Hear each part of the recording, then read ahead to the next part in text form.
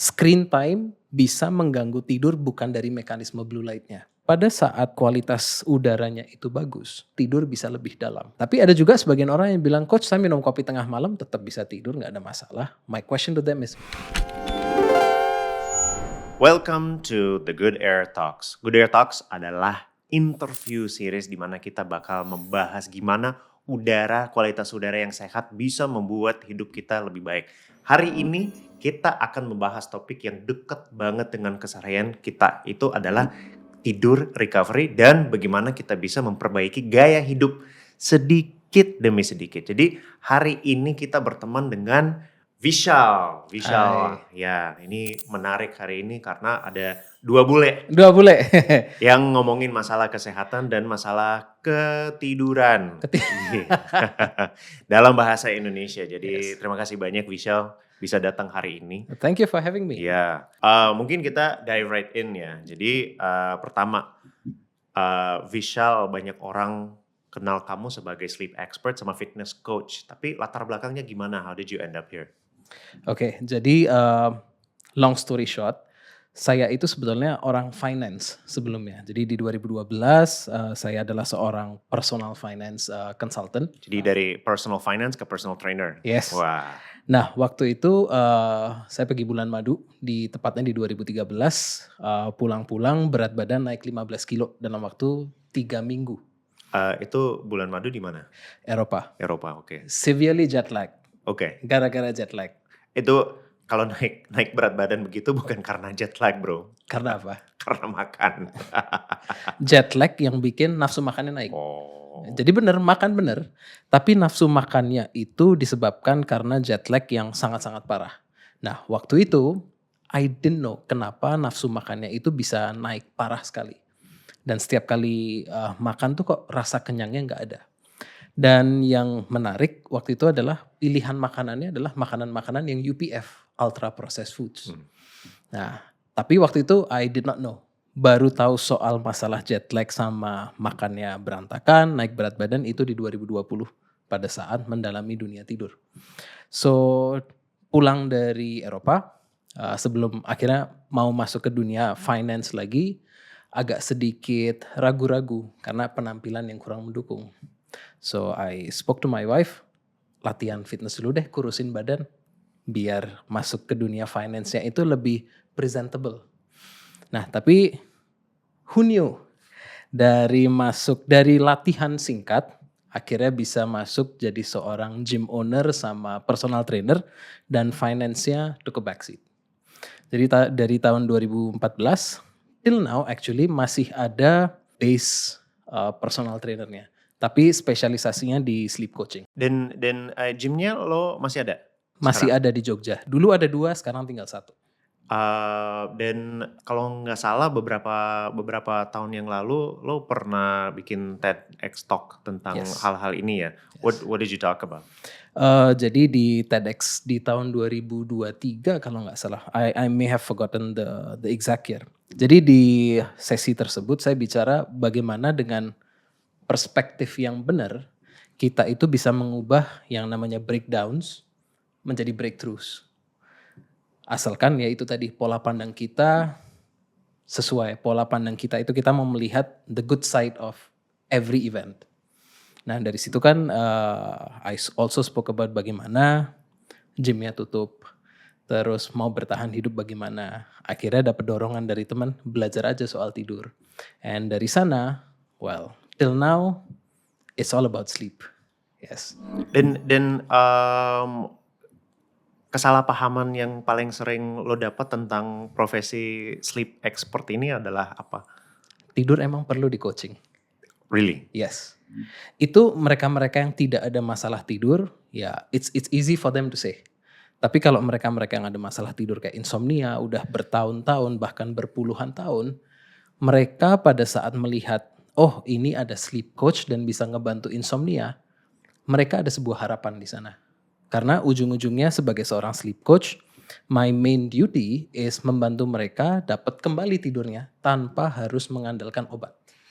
Tapi masalah kalau kita ngomongin masalah tidur itu bukan cuma masalah kronis seperti insomnia, tapi hal-hal sederhana memahami kenapa pentingnya ada habit-habit tidur yang bagus kan. Ya. Nah setelah nafas sudah eee, mengganti arah kepada kesehatan dan kehidupan sehari-hari, Vishal lo jadi ambasador expert Thank you, Nafas. pertama.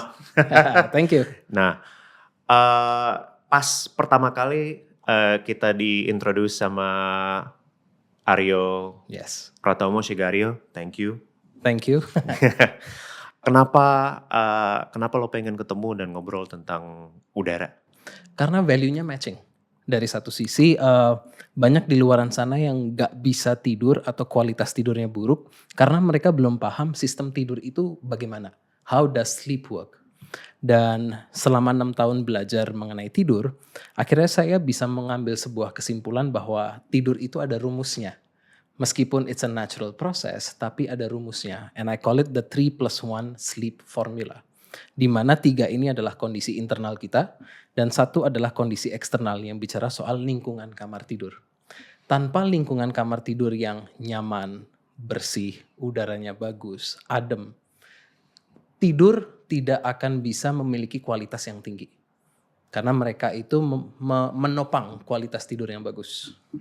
Dan sebelum kita masuk ke dalam masalah tidur kan, Yes. topik utama itu bakal kita mendalam ke situ. Aku pengen belajar juga.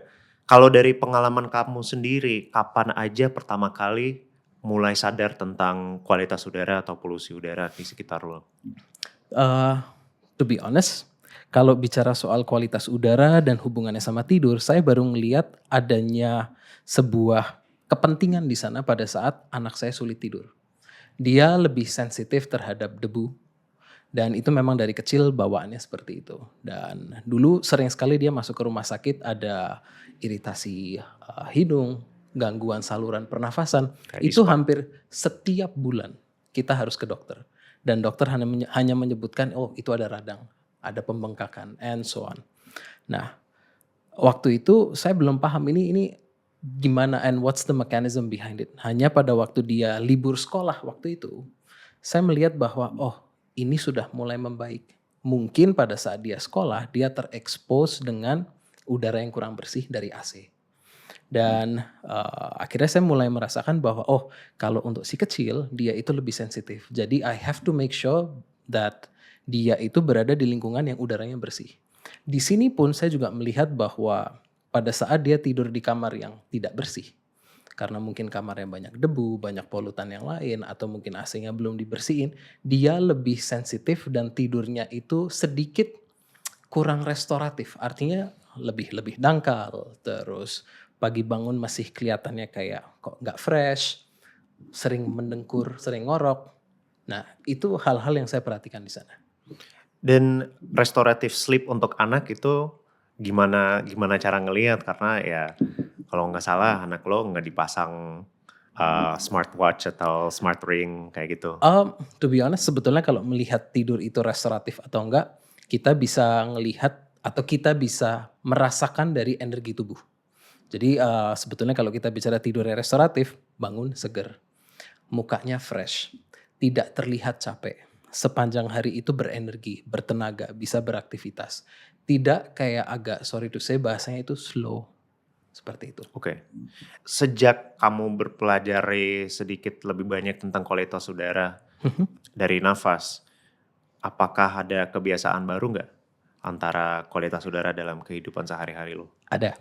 Yang pertama yang sering saya lakuin adalah bersihin perabotan rumah. Terus rutin bersihin AC. Rutin untuk tidak mengumpulkan barang-barang di kamar yang bisa ngumpulin debu. Nah karena dari situ, kalau dari saya mungkin saya tidak begitu merasakan efek dari partikel-partikel yang masuk. Meskipun kita tahu bahwa PM 2.5 itu bisa masuk sampai ke paru-paru bahkan sampai ke darah. Nah di saya belum merasakan efek langsungnya, tapi saya melihat di anak.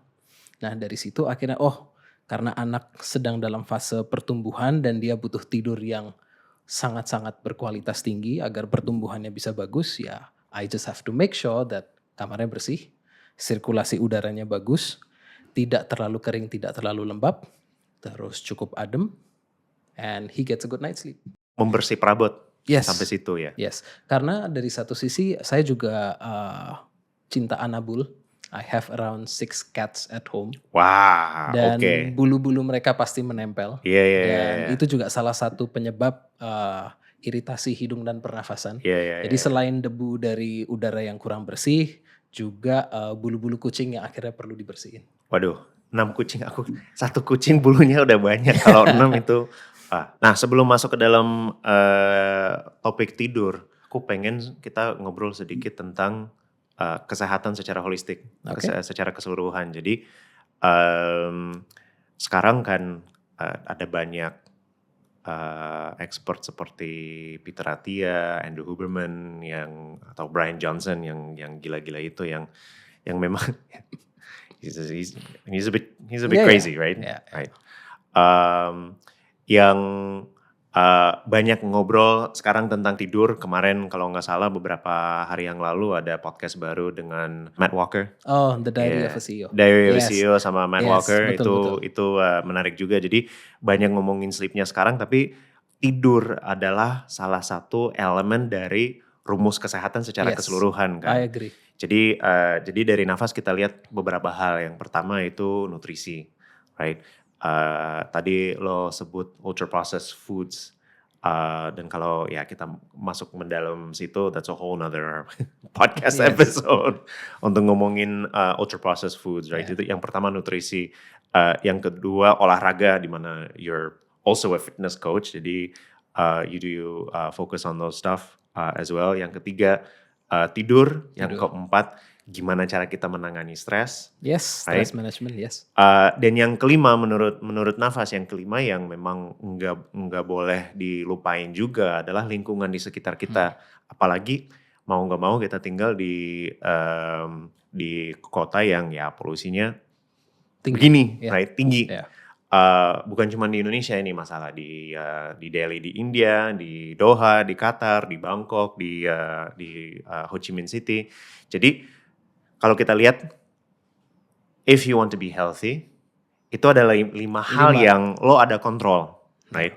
Genes, lo nggak ada kontrol. Usia nggak ada kontrol juga, right? Kita udah udah usia lebih tua kan. What's your health protocol?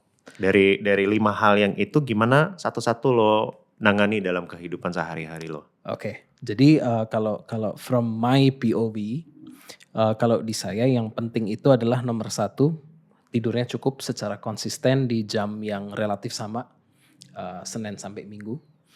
Yang kedua, gerak setiap hari tapi olahraga terstruktur. Jadi olahraganya tidak setiap hari tapi geraknya setiap hari. Geraknya gimana? What's your definition? Jadi nggak terlalu banyak menghabiskan waktu duduk di kursi. Okay. So yes, kita memang sekarang mungkin sebagian dari kita banyak pekerjaan yang duduk depan laptop kerja. Tapi bukan berarti sepanjang hari kita duduk. So we need to move karena badan ini memang didesain untuk diajak gerak. Jadi ya once in a while paling take a break dari kerjaan, bangun jalan sebentar, come back, do my work. Yeah. Atau mungkin di sore hari di kompleks itu saya sama istri suka jalan sebentar sambil kasih makan kucing. So it becomes a physical activity on its own. Terus kalau dari segi training, I combine antara strength training sama cardio karena sekarang sedang senang sama lari. Ya, lari untuk olahraga, bukan lari dari kenyataan.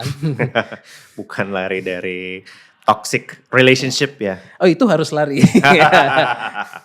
Terus dari segi makanan, I do not overthink about it. Yang penting saya dapat proteinnya cukup, jumlah kalorinya menyesuaikan kebutuhan. Kapan ada aktivitas fisik yang intens, karbonya dinaikin, kalau enggak ya sedikit dikurangin. I enjoy my meals, ya makan nggak 3. Harus diet gitu, cuman sesuaiin sama kebutuhan lo. Ada diet yang bisa dinikmati, ada diet yang dibuat dengan sengsara. So again, definisi diet itu sendiri kan sebetulnya pola makan. Nah sekarang it depends how extreme you want to take it. Nah, in my case dibawa santai aja. Terus dari segi stress management, what I normally do is pada saat sedang kerja lama, I make sure that the maximum time untuk kerja keras itu 90 menit. Okay. Then I take a break. Ini ada salah satu teknik yang dipakai di micro recovery atau micro breaks, namanya the 90-20 protocol. Jadi kerja intens 90 menit, habis itu break 20, and I follow that. Oke. Terus kalau siang hari ya lebih santai. Jadi ada momen di mana I peak my work itu kurang lebih dari jam 8 pagi sampai jam 12. Dari situ I take a break dari jam 12 sampai jam 2 setengah 3-an. Kalau enggak jemput anak, kalau enggak pokoknya santai. There is no heavy duty task. Kapan kalau ada film bagus nonton di jam segitu, Ya. because bisa downtime juga. Kalau nonton di jam segitu, bioskopnya penuh nggak? Tergantung film ya. Oke. Tergantung film ya. And then mulai kerja lagi dari jam 3 sampai jam 7:30, 8. After that udah tidak terima kerjaan apa-apa, tidak fokus balesin email, tidak pusing bikin konten, lebih santai nonton sampai akhirnya tidur. Oke, thank you. So ini 4 komponen udah mulai terstruktur dengan baik. Kalau dari segi air quality, yes di rumah sudah ada filter, tapi efeknya belum terasa satu rumah. So I am looking forward from Nafas. Ya. Because tadi to be honest, pada saat saya masuk ke ruangan ini, nafas langsung kerasa beda. Ya. It feels very light. Dan sebetulnya itu yang akan bisa meningkatkan kualitas tidur. What I learn pada saat mempelajari tentang efek dari kualitas udara terhadap kualitas tidur. Pada saat kualitas udaranya itu bagus, tubuh itu nggak perlu kerja keras untuk bisa nafas. Dan pada saat itu tubuh jadi lebih enteng, sistem saraf juga lebih santai, tidur bisa lebih dalam. So itu yang akhirnya membuat that is the missing element selama ini yang banyak orang belum sadari adalah kualitas udara. Kualitas udara dan kualitas lingkungan. Yes. Nah, coba kita dalam rumus kesehatan ini yang nutrisi, olahraga or movement, menangani stres, tidur sama lingkungan dan kualitas udara. Kita mendalam kepada tidur. Tadi lo sebut ada rumus tidurnya, ada 3 elemen tidurnya. What are they? How do we control it? Oke. So rumusnya adalah 3+1 sleep formula. 3 adalah kondisi internal, 1 adalah kondisi eksternal. Di 3 kondisi internal ini yang pertama adalah kita bisa tidur berkualitas dengan mudah when it's our time to sleep. Jadi udah jamnya tidur. Setiap orang akan punya jamnya sendiri-sendiri. Karena ini diregulasi sama ritme sirkadian. And this is very genetically influenced. Jadi sangat tergantung sama influence dari genetika. Gimana cara kita tahu circadian rhythm kita? Kita mungkin tahu dari maksud apa di sini. Apakah tahu jadwal tidur kita? Yeah. So what we can do is kita bisa melakukan self assessment. Jadi di Google kita bisa ketik morningness, eveningness questionnaire. Dari situ kita akan dapat gambaran saat ini jadwal tidur kita itu masuk ke dalam kategori apa atau masuk ke dalam chronotype apa. Apakah kita masuk ke dalam chronotype morning person, night owl, atau somewhere in between. Nah dari situ disarankan memang kita tidur mendekati jam biologis kita. Chronotype lo apa? Intermediate. Intermediate. Ya. Intermediate itu pada umumnya jadwal tidurnya antara jam 10 sampai jam 12, bangunnya antara jam 6 sampai jam 8. Tapi itu general guideline. Jadi kalau to be more specific, jam tidurku itu adalah 10.30 atau 10.40, bangunnya jam 6. Jam 6? Jam 6. Dan konsisten. Bangunnya jam 6 langsung olahraga? Enggak. Lihat matahari dulu. Oh, lihat matahari dulu. Ya. Oke. Ini kalau eveningness, morningness test ini waktunya perlu berapa lama untuk melakukan tesnya? Oh, it's just a simple questionnaire. Begitu isi langsung dapat gambaran. Jadi tinggal ngisi ada 15 kalau enggak 19 pertanyaan. Oke. It's a yes or no and then tinggal pilih aja, dari situ ketahuan. I kind of want to do it right now. Itu yang pertama. Jadi sudah jamnya tidur. Yeah. Karena kalau belum jamnya tidur ya yang ada kita hanya akan memaksa tidur. Kita akan frustrasi. Yeah. Karena banyak di luaran sana yang pasti udah pernah coba ini. Mencoba tidur lebih cepat tapi gak bisa tidur. Yang ada malah frustrasi. Yeah. Terus ada pemikiran kok tidur susah ya. Ya. Everything has its own timing, Yeah. termasuk tidur. Yeah. Itu yang pertama. Yang kedua sudah cukup capek. Sama kayak handphone ini perlu kita charge kalau baterainya udah low. Tubuh kita juga punya baterai. Nah, baterai ini harus dipakai Ya, supaya malam kita bisa tidur. Nah, kalau sebagian dari waktu kita sehari-hari digunakan lebih banyak untuk sedentary activities, ya tubuh juga mikir, lu gerak aja enggak, ngapain tidur lama-lama? ya body baterainya terisi. Ya supaya terisi. Ya, Kalau nggak dipakai, ya tubuh juga mikir, ya geraknya nggak banyak, ya buat apa tidur lama-lama? Itu yang kedua, sudah cukup capek. Yang ketiga, sudah relax. Nah, relax ini kita bicara mengenai sistem saraf. Dan ini yang menjadi kesulitan dari banyak orang. Mereka sulit untuk slow down, sulit untuk relax ya. Digas terus, ya kan. Nah, pada saat kita naik ke atas kasur, tapi sistem sarafnya masih dalam kondisi on, sulit untuk kita bisa tidur secara restoratif. So ini perlu di switch ke mode yang relaxation. to switch off. Ya, to switch off.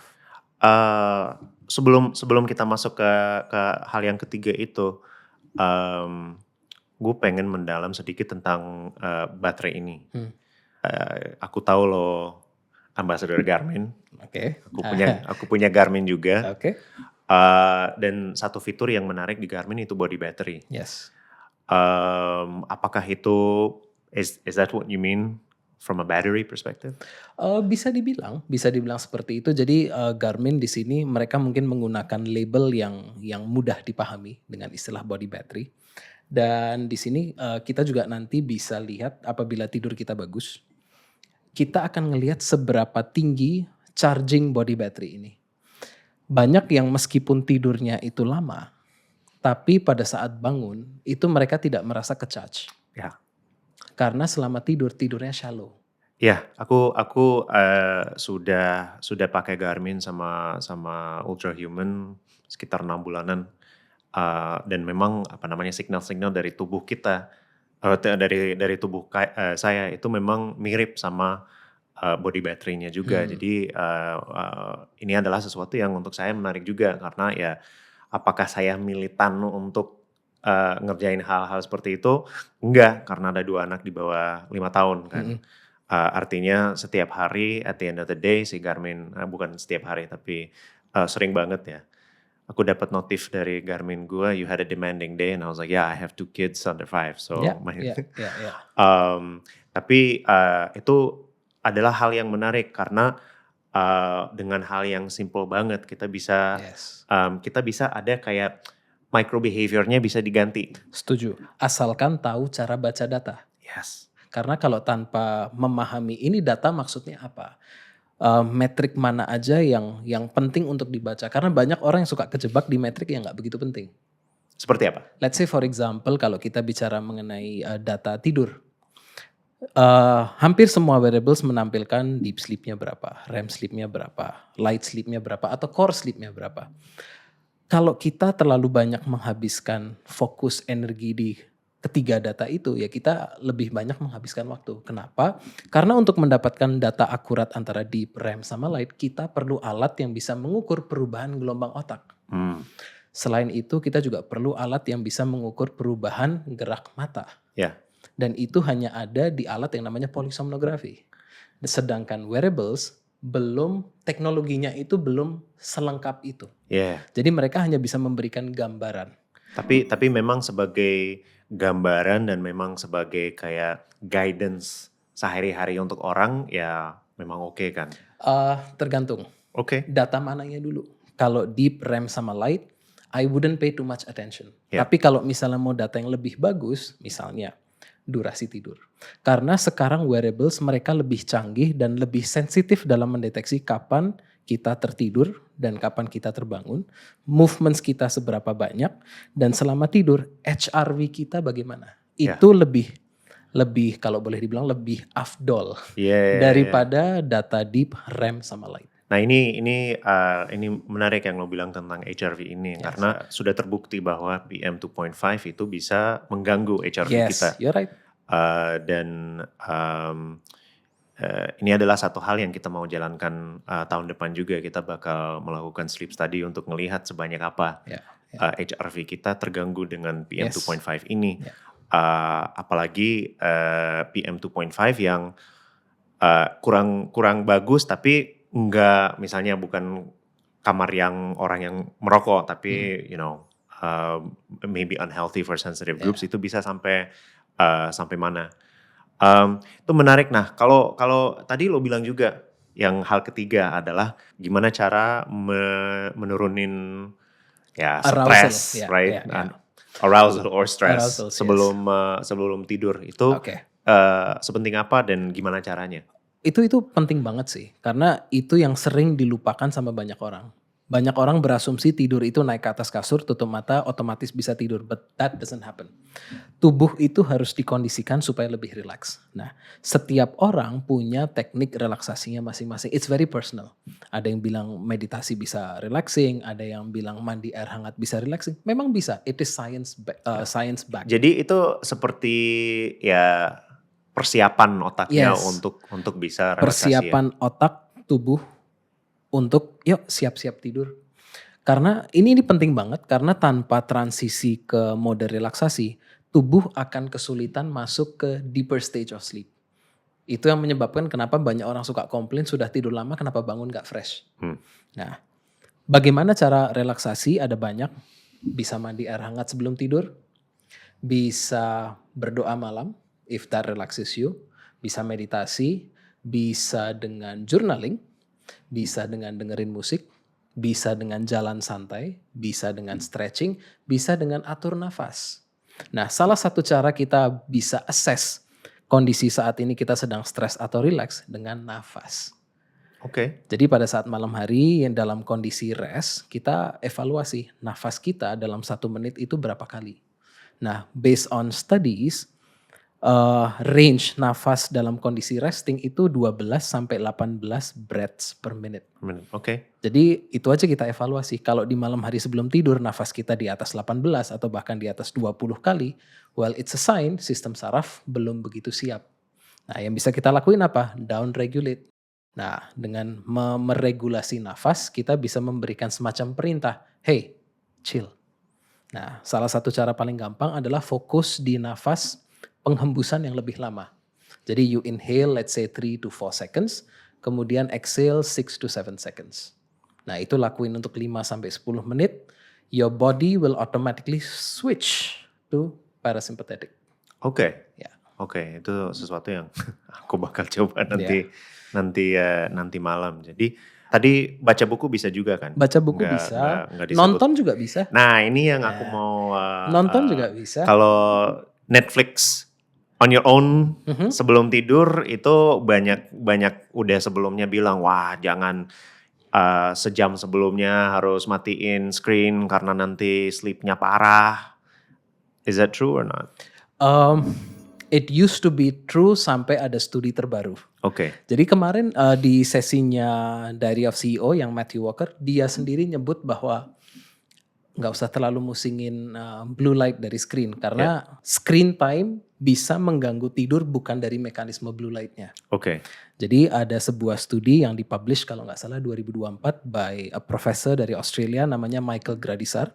And he is actually my professor yang ngajarin soal insomnia. Oke. So I took my course directly from him. Nah, waktu dia publish ini ya ada kebanggaan di situ. Yeah. My professor did it. Ya kan? Lo japri dia nggak? Hah? Lo japri dia ya. Kemarin waktu that particular clip I recorded, upload, I tagged him. Langsung dibalas sama dia. Oh, nice. Oke. Nah, di studi itu disebutkan bahwa ada 3 hipotesis di sana yang dibuktiin. Hipotesis pertama menyebutkan bahwa blue light bisa mengacaukan jadwal tidur, bisa mengganggu tidur. Nah, di situ dibuktikan ada 11 studi yang membuktikan bahwa blue light dari screen, kalaupun memundurkan jadwal tidur, maksimal 10 menit. Oke. Nah, I have no idea whether 10 menit itu signifikan atau enggak. But to me, itu cuma it's a very trivial time jump atau time advancement. Jadi nggak terlalu tinggi, so it's okay. Terus hipotesis yang kedua, kontennya berarti orang kalau nonton konten yang menstimulasi tidurnya bisa berantakan. Nah di situ juga penelitiannya ngecek anak-anak remaja yang dikasih main game sebelum tidur, kan main game menstimulasi kan. tidurnya keganggu nggak? Ternyata setelah diteliti, jadwal tidurnya mundur, tapi hanya sekitar 3 sampai 9 menit. Oke, jadi nggak begitu banyak Nggak ya. begitu. Oke, Dengan catatan mereka tidur di jadwalnya.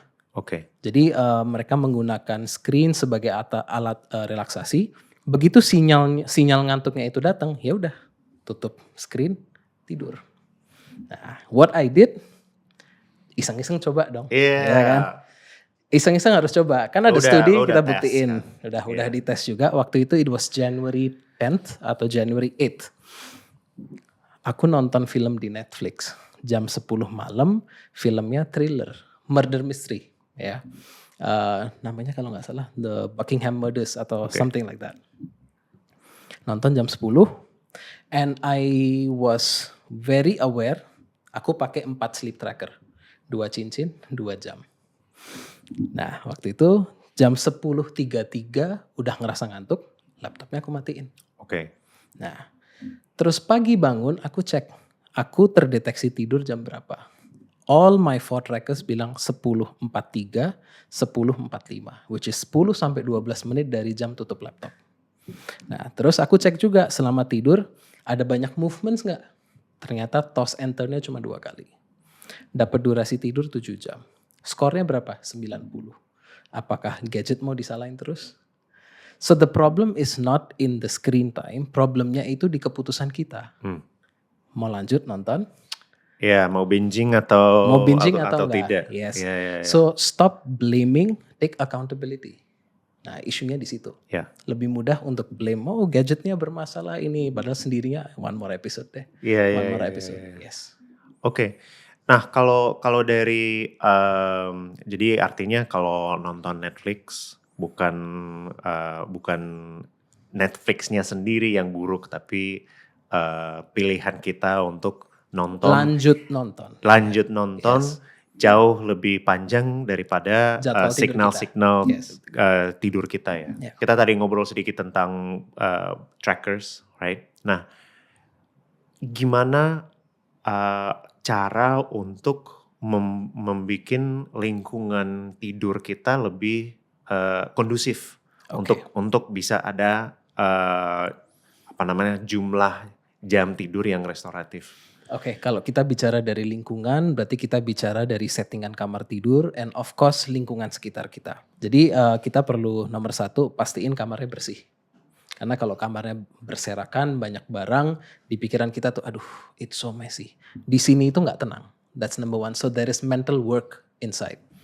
Terus kamar yang bersih juga mengurangi resiko polutan yang bisa mengganggu pernafasan pada saat tidur. Terus yang kedua, minim cahaya. Nggak harus pure gelap, karena nggak semua orang itu suka tidur di kamar yang benar-benar gelap. Yeah. Karena buat mereka ini sebuah ketakutan. Yeah. Nah, kalau mereka takut, yang ada malah mereka lebih cemas, lebih sulit tidur. So, minim cahaya. Yang ketiga adalah minim suara, nggak berisik.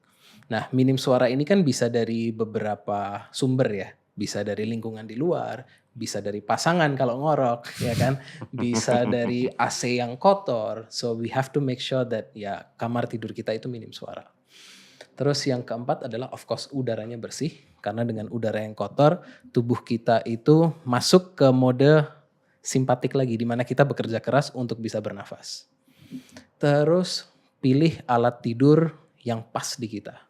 Setiap orang akan punya preferensinya masing-masing, karena if you sleep with a partner, bisa aja kebutuhan kasurnya dia beda sama kita. Ya. Kebutuhan bantal berbeda sama kita. Itu di Jadwalnya beda juga. Iya, di US ada satu startup yang namanya 8 Sleep kan, yang kasurnya $4,000. $4,000 kasurnya, tapi semuanya bisa teratur kan. Yes. The firmness, the temperature of the bed, everything bisa teratur antara kiri sama kanan. Ya. Dan itu bisa tracking juga kan. Yeah. Jadi pada saat kita lagi tidur di atasnya di track, dan kalau ada kebutuhan untuk naikin suhu, turunin suhu, yes itu bisa ngatur. Karena memang sepanjang malam tubuh kita itu akan meregulasi suhunya. Dan itu perlu lingkungan yang kondusif. Dan itu alasan juga kenapa di trackers kita, kalau memang ada kegangguan dalam tubuh kita, itu kelihatan. Di pagi hari ada wah your resting temperature lebih tinggi kan. Yes. Terus skin temperature. Skin temperature, Ya, ya. itu kelihatan sekali. Itu untuk penyebabnya bisa apa? Yang bikin skin temperature kita lebih tinggi pas malam. Di luar memang ya kita lagi sakit. Let's say ada beberapa faktor. Yang pertama adalah kondisi fisik yang tidak kondusif, lagi sakit, you are right. Yang kedua adalah suhu kamar yang panas. Yang ketiga pemilihan alat tidur yang tidak pas. Yang keempat bisa jadi kalau wanita sedang PMS. Itu memang akan mengalami kenaikan suhu. Yang kelima, udara kotor. Oke. Jadi udara kotor kan kembali lagi pada saat kita hirup, itu akan membuat tubuh kita bekerja sedikit lebih keras. Yang itu akan meningkatkan suhu tubuh. Jadi kita bisa aja tidur tapi kita tidak mendapatkan kedalaman tidur yang optimal. Jadi dari 100 ya mungkin jadi 80, 70. Ya. Itu PM 2.5 kan kalau kita menghirup masuk ke dalam paru-paru itu bisa menjadi oxidative stress kan, yang memang pengaruh kepada suhu tubuh sama HRV, right? Balik lagi kepada alat-alat itu, what do you use? As what? Ada alat tambahan dalam protokol tidur lo atau tidak? So far kalau misalnya, so this I use kalau misalnya pasangan istri sedang mau bekerja di kamar dan she needs the light, pakai eye mask. Atau kalau misalnya kita sedang traveling dan saya tahu bahwa lingkungan sekitar kamar ini berisik, earplugs. Terus that's about it sih. As of now tidak menggunakan spray itu enggak karena belum melihat ada keperluan di sana. Dan semua orang beda kan. Semua orang beda. Istri saya pakai earplugs, dia sensitif banget. Yes. Jadi ya ada anjing yang gonggong itu kedengeran. Iya. Dan untuk saya sendiri saya pakai sleep mask. Sleep mask. Okay. Dan ini menarik banget karena ya aku melihat tidurnya susah, falling asleep was quite difficult, probably because of stress actually. Tapi sejak aku mulai pakai sleep mask, itu protokol saya itu langsung masuk. I put on the sleep mask, tubuh gue udah tahu, wah ini udah waktu untuk tidur. Tapi sleep masknya itu aku eksperimentasi juga, karena ada yang cocok, ada yang nggak cocok kan. Jadi aku beli kalau nggak salah 2 atau 3, aku coba satu-satu ngelihat yang mana cocok untuk saya. Itu waktu dipakai ada pressure nggak di mata? Kayak semacam sensasi memijat mata gitu? Ada. Oke. Iya. Aku ada yang it has eye cups, tapi pressure-nya ada sedikit. Dan memang it was a game changer for me personally. Jadi sampai aku bawa kemana-mana. Oh iya. Karena kalau kita sudah dapat alat bantu tidur yang benar-benar it is a game changer, pasti akan kita bawa kemana-mana. Nah, gue mau masuk mendalam faktor-faktor yang lain yang memang bisa berdampak atau mengganggu kualitas tidur kita. Ada beberapa hal yang gue mikirin, maybe there's some more. Yang pertama jet lag, yang kedua social jet lag. Ya. Yang ketiga, apakah minum kopi sebanyak apa bisa pengaruh kepada kualitas tidur kita. Dan yang terakhir itu ada faktor yang lain enggak yang bisa mengganggu. Oke. Kita mulai dari mana nih? Dari kopi? Dari kopi. Coba. Oke. Disclaimer dulu. Ini bukan berarti saya bilang jangan minum kopi ya. Please drink your coffee, enjoy your caffeine karena saya juga cinta sama kopi. Cuma be mindful. Karena gini, kita perlu paham yang namanya kopi itu stimulan. It stimulates you to be more active. Kafein pada saat masuk ke sistem kita, it triggers the release of adrenaline, cortisol, dan energi. Nah, untuk sebagian orang, pada saat mereka konsumsi kopinya terlalu telat, it affects their sleep initiation process atau proses memulai tidur. Nah, tapi ada juga sebagian orang yang bilang, coach saya minum kopi tengah malam tetap bisa tidur, gak ada masalah. My question to them is, bangunnya seger gak? Enggak. Nah, bagaimana ini bisa terjadi? Jadi based on what I've learned, kafein pada saat jumlahnya itu terlalu banyak di sistem tubuh kita, namanya juga stimulan. Dia meningkatkan kadar adrenalin, kortisol dan sebagainya. Hal tersebut membuat tidur kita semakin dangkal. Jadi meskipun kita dapat durasinya, let's say 6, 7, 8, bahkan 9 jam, kita bangun nggak seger. Karena terlalu banyak kafein itu mengganggu deep sleep kita. Jadi kita tidak mendapatkan restorasi fisik, energi itu kita nggak dapat. Atau mungkin dapatnya juga nggak cukup. That's why bangun tidur yang kita cari, where is coffee? I need coffee. Seperti itu. Jadi nggak ada masalah di kafeinnya, just be mindful untuk konsumsinya. Dan itu kalau nggak salah itu ada alasan kenapa beberapa biotracker ini memang ada fitur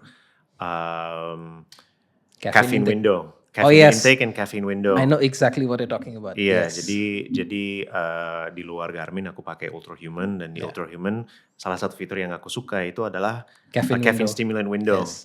Yang bisa lihat, oke, kalau memang rata-rata jam tidur saya itu sekitar jam setengah 11 atau 10 antara jam 11 malam, artinya sekitar jam 4. Itu batas terakhir. Batas terakhir. Yes. Jadi ya ini kopi gue terakhir Iya, sebelum tidur malam ini. There is no harm in consuming caffeine karena Yeah. caffeine juga ada manfaatnya. Cuma ya Restoratif be mindful sleepnya nggak aja. dapet. Yes. Yeah. Oke, kalau jet lag gimana? Kalau jet lag ini kan kita bicara kalau yang actual jet lag itu kan terjadi pada saat kita terbang lintas zona waktu, ya. Ada pada saat kita terbang ke timur, di mana kita harus mempercepat jam biologis kita. Let's say contohnya kita terbang dari Jakarta ke Melbourne. Di sini baru jam 7 tapi di sana udah jam 11. Which means that di sini kita belum siap tidur tapi di sana semua udah tidur. Jadi kita harus mempercepat, kita harus bisa segera menyesuaikan. Ada juga kita terbang ke barat, let's say dari sini kita terbang ke Doha atau ke Dubai, which is around 3 jam kalau nggak salah. 4-5 jam. Oke, Yeah. anggap aja 4 jam. Yeah. Oke. Nah di situ yang bisa kita lakuin apa pada saat kita terbang ke barat? Di sini jam 7, di sana masih jam 3. Jadi yang bisa kita lakuin apa? Ya we stimulate ourselves to be more awake. Kopi. Yeah. Jadi kalau mau kopi lebih banyak terbang ke barat. Jadi tergantung juga kita ini sedang terbang kemana dan strateginya juga menyesuaikan. Itu kalau yang traveling jet lag. Nah kalau yang social jet lag itu terjadi pada saat kita tidak punya jadwal tidur bangun yang konsisten setiap hari. Dan habit yang sering dilakukan adalah banyak yang suka mengorbankan jam tidur mereka di Senin sampai Jumat dan akhirnya bayar utang tidur mereka di weekend. Sleep debt. Sleep debt. Itu artinya sleep debt nggak ada. Sleep debt, nah ini sekarang penemuan terbaru bilang sleep debt bisa dibayar asalkan debt-nya nggak besar-besar. Oke. Jadi memang disaranin utang tidurnya Ya. jangan terlalu besar. Jadi bisa Oke. dibayar lunas di weekend. Ya. Gitu. Jadi misalnya kalau bedanya minitan-minitan should be relatively okay. Tapi It should be misalnya okay. kalau Senin sampai Jumat tidurnya cuma 4 jam and then on the weekend tidurnya 16 jam itu nggak doesn't work that way, right? Doesn't work that way. Yang disaranin based on study yang saya baca, saya lupa nama studinya.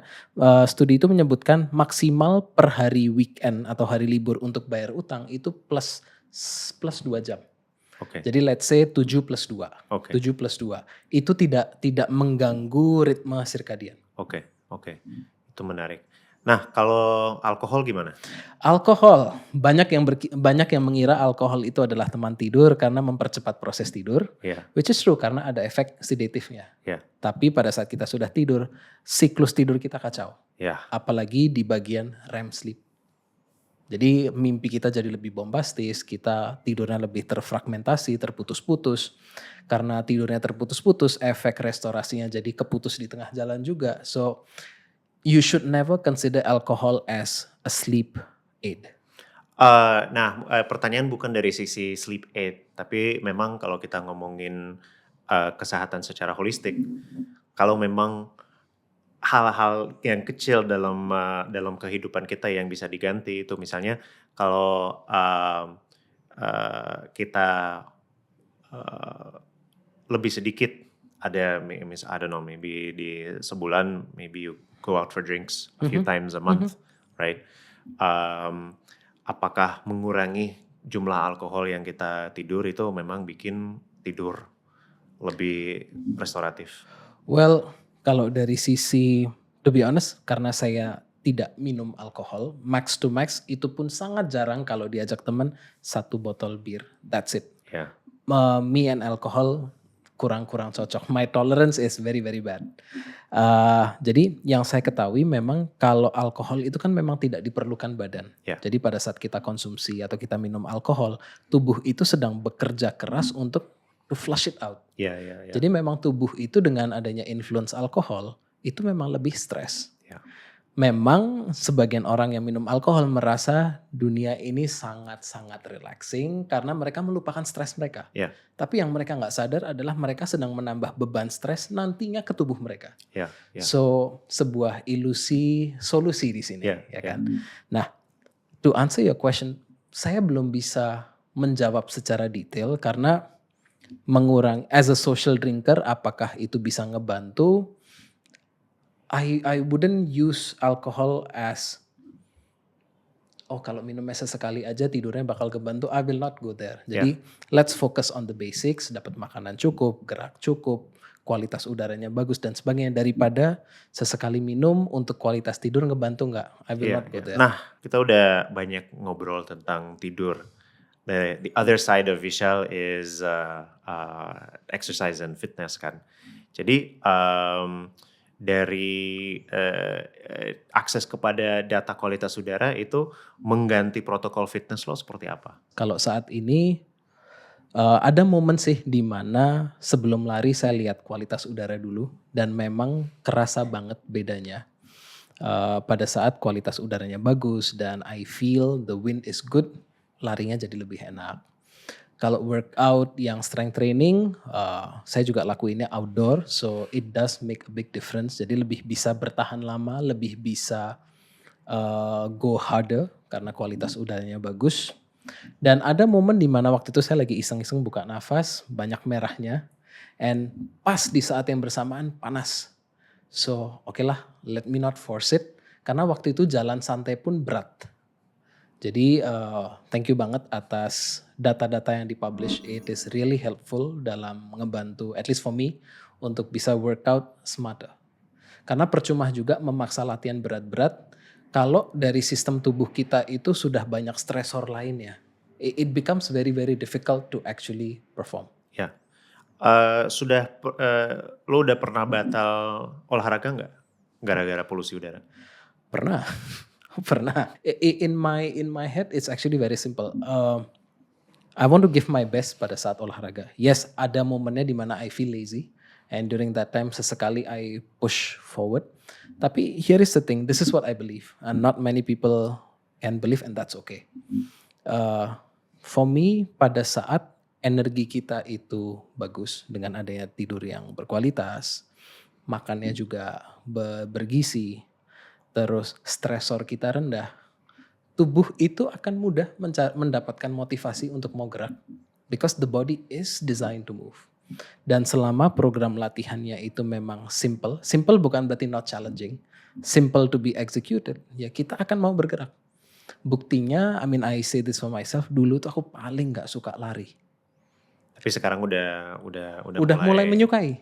Sudah ikut running club belum? Ikut race udah. Oke. Ya baru 7K sih. Tapi for somebody who hated running, now I'm beginning to, enak ya lari. Oke. Nah sebelum kita selesai hari ini, bisa di-share sama listeners kita 3 hal yang paling penting untuk diatur dan paling penting bukan untuk diatur tapi untuk diwaspadain kalau pengen menuju sleep habit yang bagus itu apa? Oke.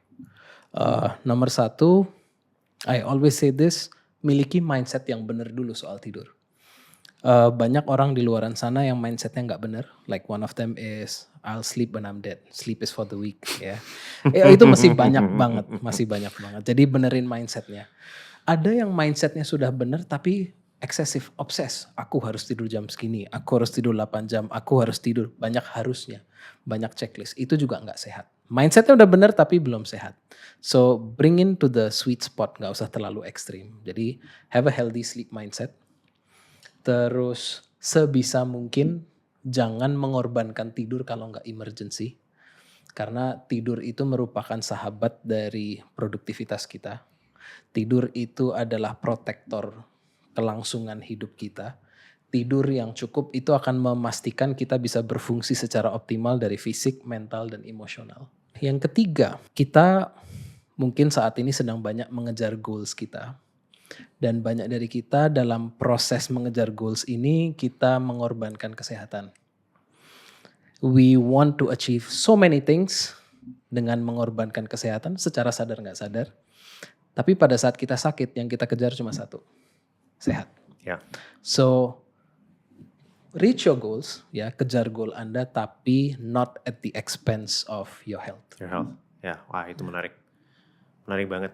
Terima kasih banyak Vishal. Thank you Terima so kasih much. banyak Vishal. Terima Dan kasih. terima kasih banyak untuk nonton hari ini.